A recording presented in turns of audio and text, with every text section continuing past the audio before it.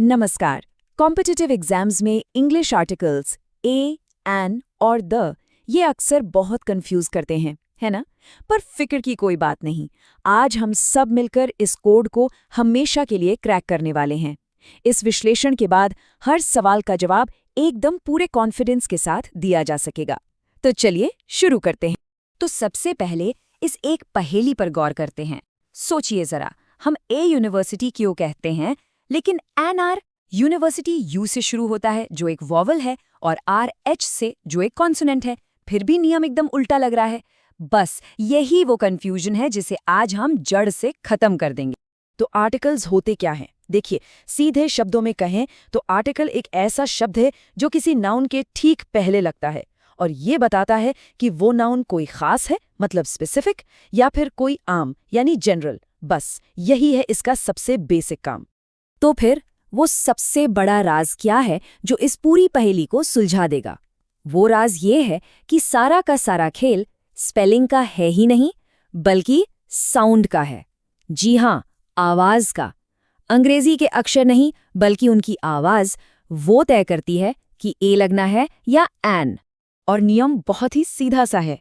ए का इस्तेमाल होता है एक कॉन्सोनेंट साउंड यानी व्यंजन की आवाज से पहले, और एन का इस्तेमाल होता है एक वावल साउंड यानी स्वर की आवाज से पहले। एक बार फिर से दोहराता हूं, इस बात को दिमाग में बिठा लेना है। सारा खेल आवाज का है, अक्षर का नहीं। तो चलिए अब इस साउंड रूल पर पूरी तरह से पकड़ बनाते हैं और देखते हैं वो मुश्किल एग्जाम्पल्स जो एग्जाम्स में बार बार पूछे जाते हैं। अच्छा, अब असली कंफ्यूजन को दूर करने का टाइम आ गया है। जरा देखिए, ऑनेस्ट में लिखा तो एच है, पर जब हम इसे बोलते हैं तो आवाज आती है ओ की। और ओ क्या है? एक वावल साउंड। इसीलिए एन ऑनेस्ट सही है। ठीक वैसे ही यूनिवर्सिटी की आवाज यू नहीं, य से शुरू होती है, यू, जो कि एक कॉन्सोनेंट साउंड है। इसलिए यहाँ अ यूनिवर्सिटी होगा। और एमबीए को बोलकर देखिए, एम बी ए, शुरू में ए की आवाज आ रही है ना? बस इसी वावल साउंड की वजह से एन एमबीए सही जवाब है। तो ए और एन का फंडा तो अब क्लियर हो गया। अब इस पहेली के दूसरे और बहुत जरूरी हिस्से पर चलते हैं कि ये डेफिनेट आर्टिकल द का इस्तेमाल आखिर कब और कहाँ करना है। द का एक बहुत ही कॉमन लेकिन जरूरी नियम है रूल ऑफ इंट्रोडक्शन या परिचय का नियम। इसको ऐसे समझते हैं, जब किसी भी चीज का जिक्र पहली बार होता है तो हम ए या एन लगाते हैं। जैसे आई बॉट अ कार, मैंने एक कार खरीदी। कौन सी कार? कोई भी एक आम कार। लेकिन जब उसी कार का जिक्र हम दोबारा करते हैं तो वो अब आम नहीं रही, वो खास बन गई। तब हम कहेंगे द कार इज रेड। और हाँ, द का इस्तेमाल उन सभी चीजों के लिए होता है जो दुनिया में एक ही हैं, मतलब यूनिक हैं, जैसे the sun, the moon, the earth. इन मामलों में तो सोचना ही नहीं है, क्योंकि ये चीजें हमेशा ही डेफिनेट और स्पेशल होती हैं। अब आते हैं ज्योग्राफी से जुड़े नियमों पर। यहाँ अक्सर गलतियां होती हैं, तो ध्यान से सुनिएगा।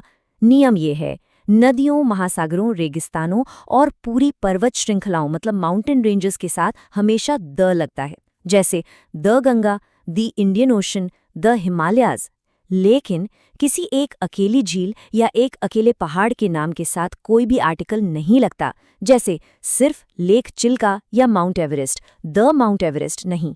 ये फर्क बहुत बहुत जरूरी है। द के कुछ और भी जरूरी इस्तेमाल हैं, इनको भी फटाफट देख लेते हैं। सुपरलेटिव डिग्रीज के साथ जैसे द बेस्ट, द टॉलेस्ट। सभी धार्मिक ग्रंथों के साथ जैसे द रामायणा। अखबारों के नाम के साथ द टाइम्स ऑफ इंडिया।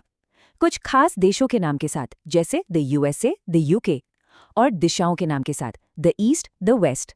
ये सारे पॉइंट्स एग्जाम के लिए बेहद जरूरी हैं।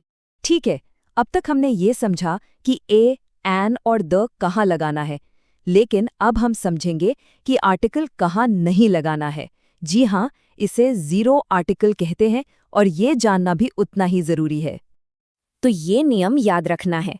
प्रॉपर नाउन्स मतलब किसी का खास नाम जैसे राम या इंडिया, भाषाओं के नाम जैसे हिंदी, इंग्लिश, खेलों के नाम क्रिकेट, फुटबॉल, सब्जेक्ट्स जैसे मैथ्स, फिजिक्स, और त्योहारों के नाम जैसे दिवाली, क्रिसमस।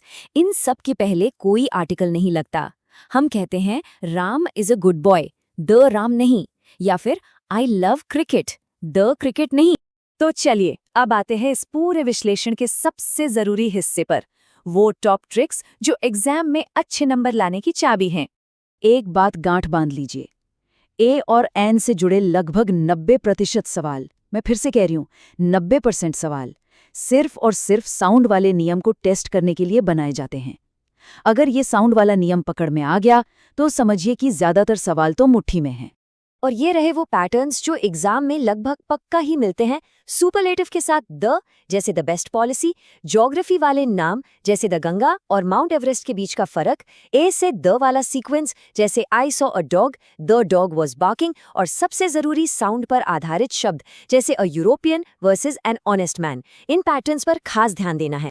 तो इन सारे नियमों का निचोड़ ये रही वो गोल्डन ट्रिक जो सब कुछ समेट देती है।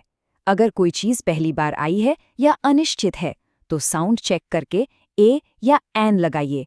अगर वो चीज दूसरी बार आई है, निश्चित है या कोई खास है तो द लगाइए। और अगर वो कोई प्रॉपर नाउन, खेल या भाषा है तो 0 आर्टिकल, मतलब कुछ भी नहीं लगाना है। तो अब जो कुछ भी हमने सीखा है उसे परखने का समय आ गया है। अब फैसला करना है कि माउंट एवरेस्ट सही है या फिर द माउंट एवरेस्ट। और इससे भी जरूरी सवाल ये है कि ऐसा क्यों है? जवाब आज हमने जो नियम सीखे हैं उन्हीं में छिपा है।